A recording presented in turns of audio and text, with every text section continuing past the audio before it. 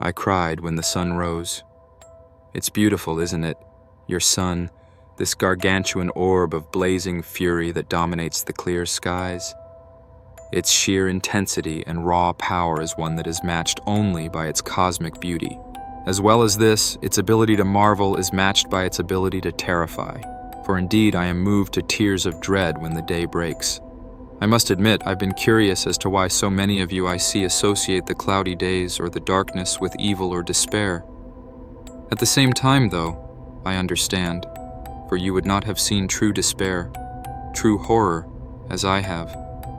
You have not yet seen the whims of an unstoppable force strip everything you knew away from you before your very eyes. Not as you are now, at least. Indeed, this is a different breed of beings than what I remember. A different age, but you are still beings of flesh all the same. None of you will remember that day, the day when the skies went dark and all would look to the sky, not in wonder but in fear. The day when our native lands would be consumed, forever ceasing to exist. More than this, you won't remember how we tried to warn you, how we foretold the end, how we only wanted to help you all, and how you slaughtered us for it. You won't remember, because you would never be allowed to remember. It doesn't allow you to remember. It, the last child and creator of the flesh, created you all to be different from what you were before. I must admit this always made me curious. Why would it continuously recreate a different world than what it once knew?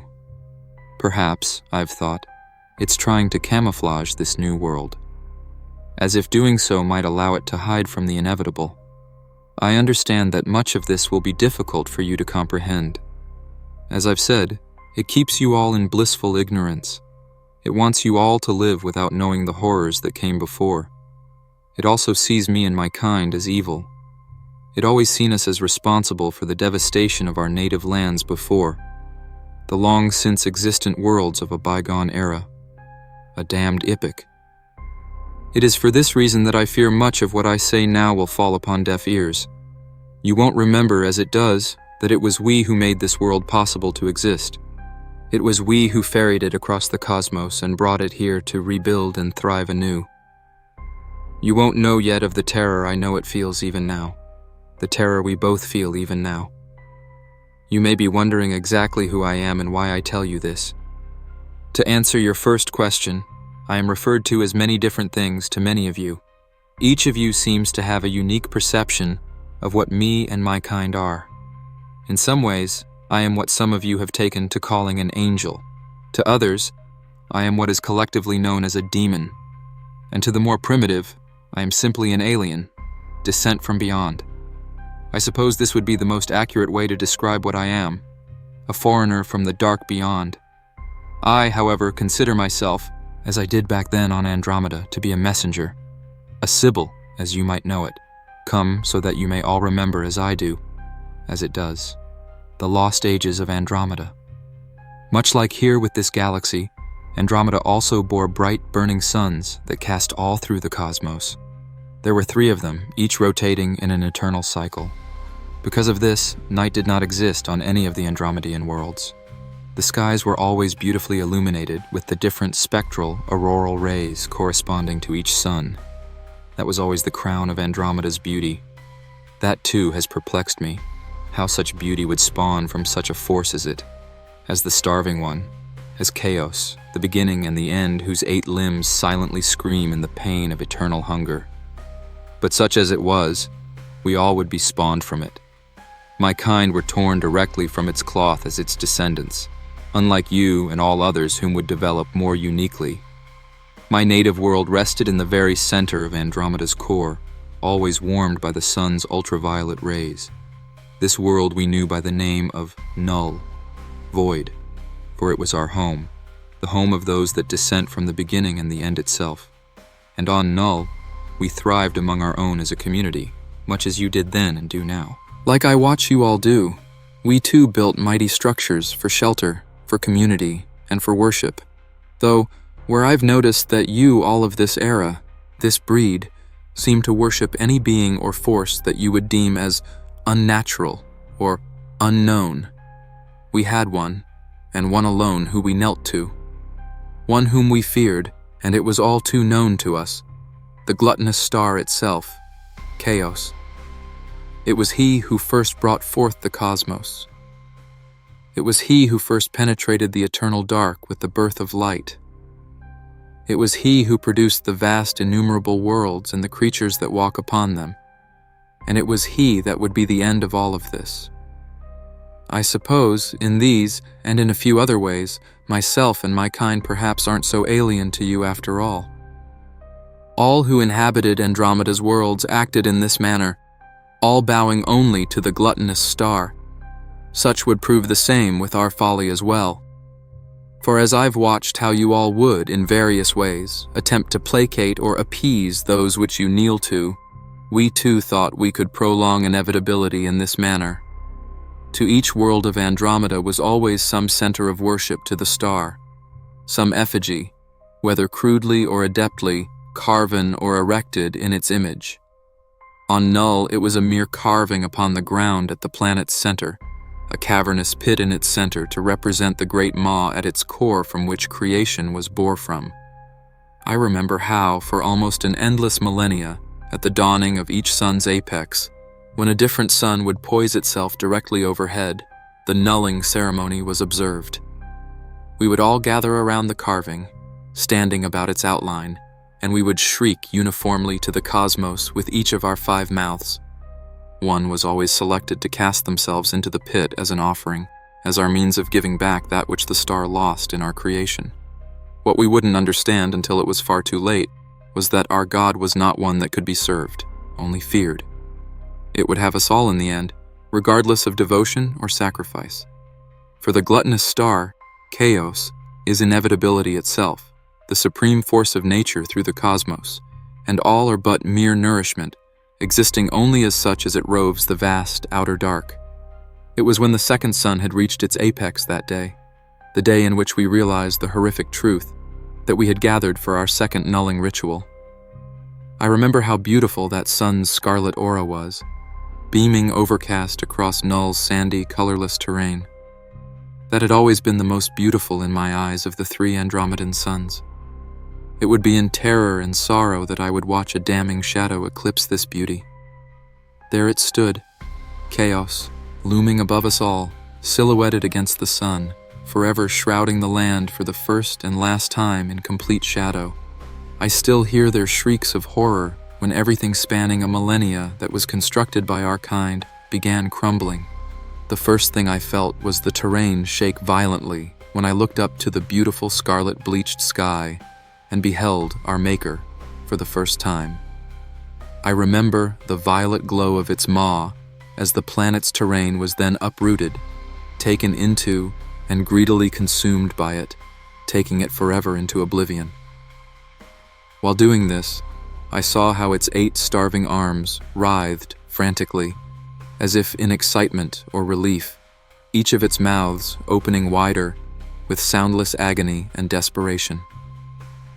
More than this, I can never forget how our collective shrieks, pervasive and dominating as they were, fell upon no ears when we began to be quickly taken into the abysmal maw. When I see the sun rise, I still see each of their faces when they reached and screamed out to me for salvation before they were ripped into the sky and into the maw, ceasing to exist. That was the day when all of Andromeda would know that salvation and prosperity was only a false hope. Once the star would have Null, I, and the small handful who'd found a way to flee oblivion dispersed to whatever world we thought might be able to serve as a new haven for refuge. What safety we thought this would buy us, I cannot say, save perhaps mere idiot naivety. By then, not many worlds would be left, however, for the gluttonous star was not patient with its ravenous ire. I watched as, with every passing second, more of Andromeda's worlds were helplessly pulled into the maw, devoured, just as Null was. With this, we realized Andromeda was lost and changed our objective. With each world we could set upon, instead of seeking refuge, we would always use the knowledge of our oncoming doom to warn the native inhabitants to flee. We felt that if we could not save Andromeda, then we could at least preserve its legacy in a new galaxy. Many believed us, trusted our judgments, and took to the stars as we had. though the number of which actually managed to escape the end I cannot say, for we had seen far too many still be helplessly taken by the star. I suppose that if there are any out among the vast cosmos that did survive that horrid day, those hours of reckoning with everything we thought we knew of both existence and of its meaning, that they, too, as it does now, have sought abandoned or untenanted moons to hide upon. I must admit this as a thought that has caused me to look to the sky at night and wonder, are there any still out there, any of the numerous, beautiful natives of Andromeda that still live? Well, I know that there is one who does. I know because, as I've said, we were the ones who made sure this one did not perish entirely, though not without facing another horror ourselves, the horror of genocide. With most of the other worlds either abandoned or consumed by the gluttonous star, we quickly set upon the last world we knew to still contain life. Your original home, Derma's, the world of the flesh. It was what you would all name as a grotesque hellscape, with its terrain of living, primordial flesh. Grotesque as it may have been, it was your home, and I remembered beholding the creatures of flesh for the first time. The ways in which I watched them conduct themselves, as well as their unique attributes as a whole, were what your breed of fleshlings would see as primal and would be horrified at. I must admit, though I was not horrified, given that I'd by then long since been benumbed to the common depictions of terror or dread, I was curious at the nature of these creatures. I suppose calling them primal isn't altogether an incorrect depiction of them. Indeed, of all the beings of Andromeda's worlds, it was your kind that was the most unique. From the manners in which they all mindlessly shambled about upon their native soil, grazing and milling blindly about and occasionally even consuming yourselves for nourishment, to the way in which I watched each creature mold to life from the terrain itself, these beings were in every sense the most unique and strange. More than this, I saw that these beings, unlike the other worlds, didn't bear any knowledge of architecture or community. There were none of the monolithic monuments or spires such as what we had on Null, none of the aquatic domes that defied gravity such like what was on Hydrock, not even the spectral pylons of light from Alec or the fungal growth huts such as what was on Botan. Even the ways in which the fleshlings communicated was unique from any other, having a form of articulate speech as opposed to the screeches or howls that other creatures of Andromeda used. They didn't seem to congregate or live as a community, instead just living blindly, minding only themselves. Simply put, you were the most primitive creatures in all of Andromeda, and yet you were the most free. Perhaps that was what intrigued me about you the most. In all respects, these creatures were the most underdeveloped compared to the rest, but at the same time, you all were the most peaceful in your own way. You knew nothing yet of reverence or fear, for I observed that you didn't, as the rest of us had, bow to any sort of image of the gluttonous star. Simply put, your kind bore a sense of tranquility, of serenity, of peace that no other before could know. Maybe, in a certain sense, my kind really are guilty then. We would introduce the concept of terror to you for the first time with our warnings of what was coming. In doing this, we stripped you of this freedom, and for that, I will ask that we be someday forgiven. If not by it, then by you all now. We told many of them, urging them to flee by showing them visions of the coming doom. They, however, seemed to take this as an act of hostility, adamantly believing us to be some sort of a beacon to the star that was hailing it. They believed we were leading the end to them, rotting damnation rather than trying to save them. It was this misguided fear that drove them to violence. No matter our pleas for innocence or mercy, their wrath was unbound. I would again hear the screeches of the suffering of my kind as they fell, soaking the flesh soil in their blood. Everywhere spanning Derma's beautifully scarlet bleached horizon, I saw nothing short of utter carnage unfold. Some I saw were ripped limb from limb, slowly and painfully torn apart, while others were impaled through their cores with the creature's long, curved talons. We were outnumbered, weakened, and hopelessly outmatched against them, and it wasn't long before the already small number of us had dwindled to only a handful. I myself almost succumbed to this gruesome fate when, in an attempt to flee for whatever refuge I could find, one of them had caught me and cast me upon the flesh soil like I was waste and was viciously tearing me open. Just when I was about to resign myself to my fate, however, I noticed the casting of an all too familiar shadow, followed by a violet glow.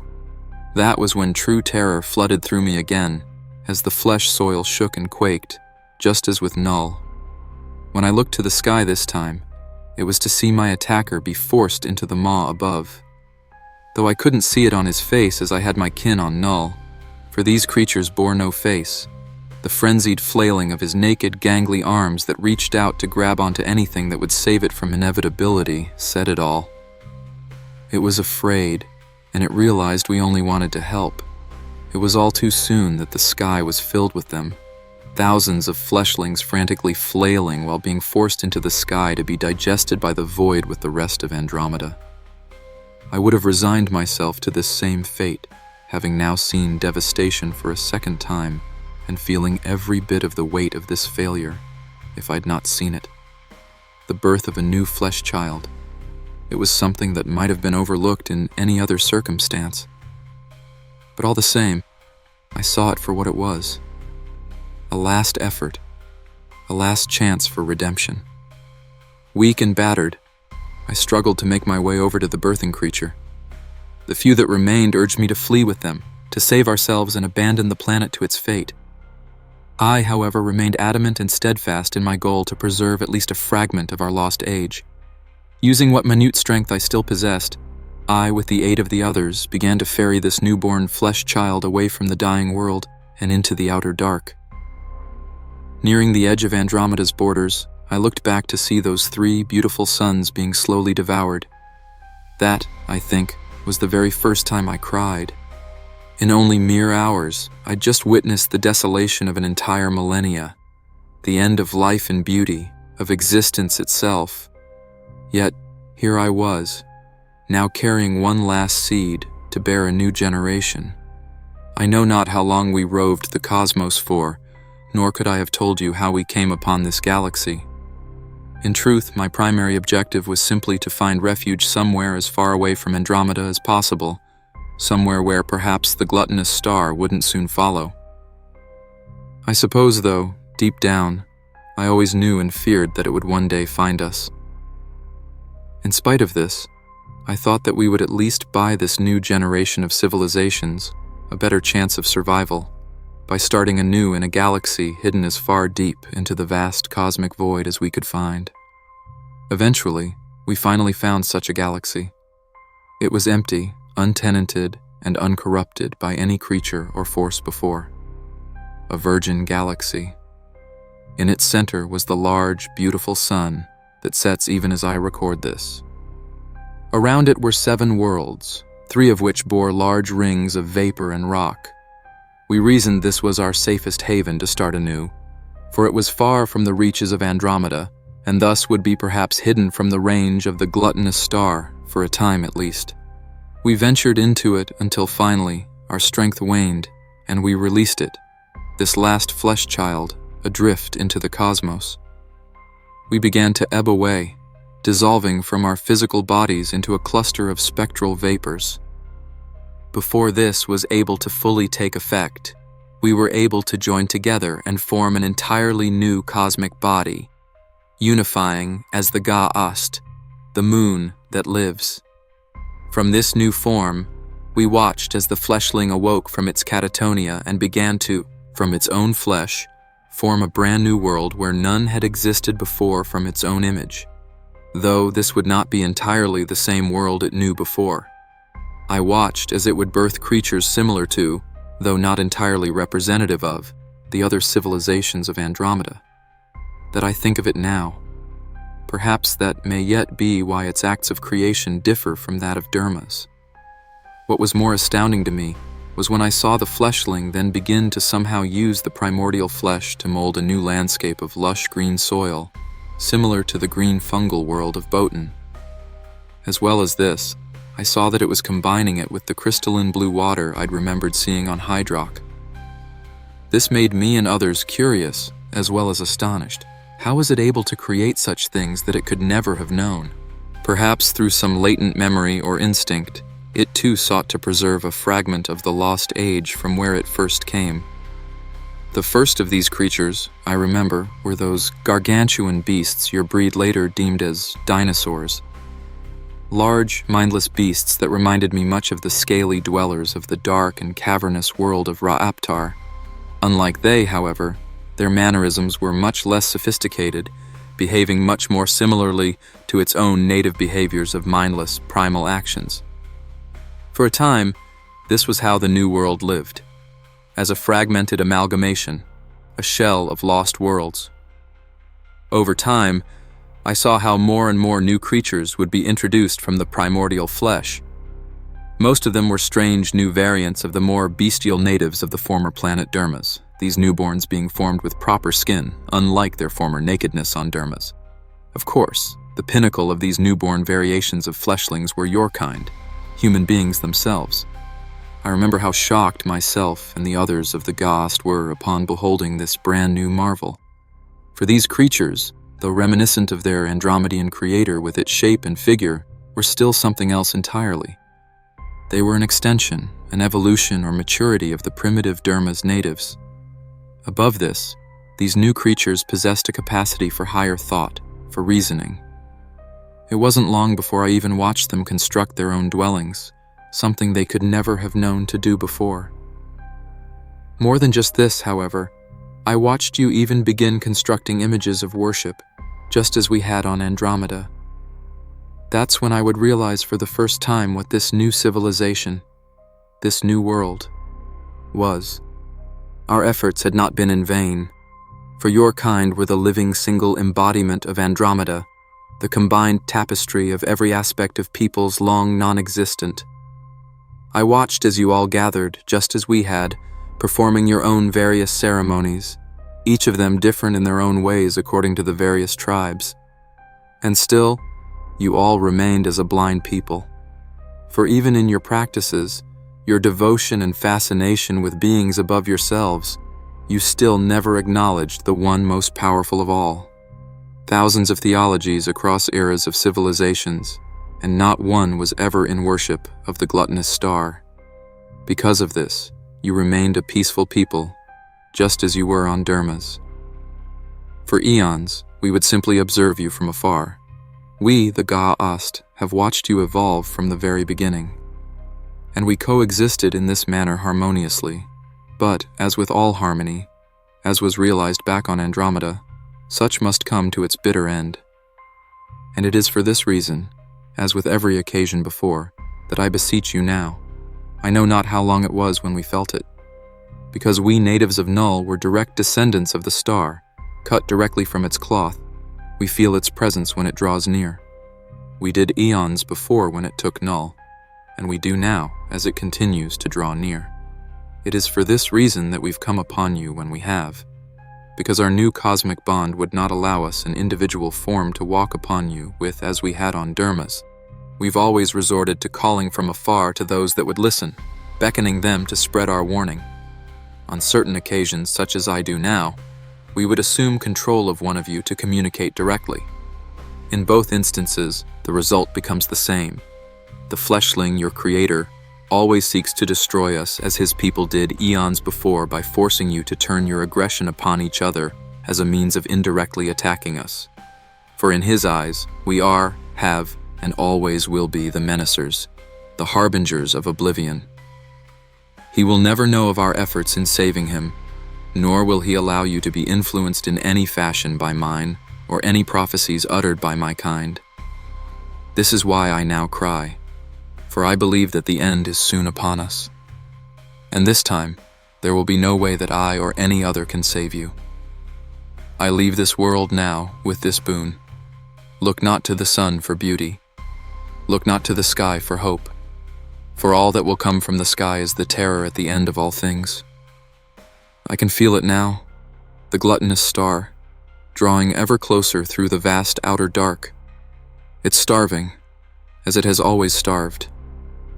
I can feel its hunger as clearly as I feel the sun's warmth through this vessel of flesh, The sun, how beautiful and yet so haunting. I will always cry at the sun's rise.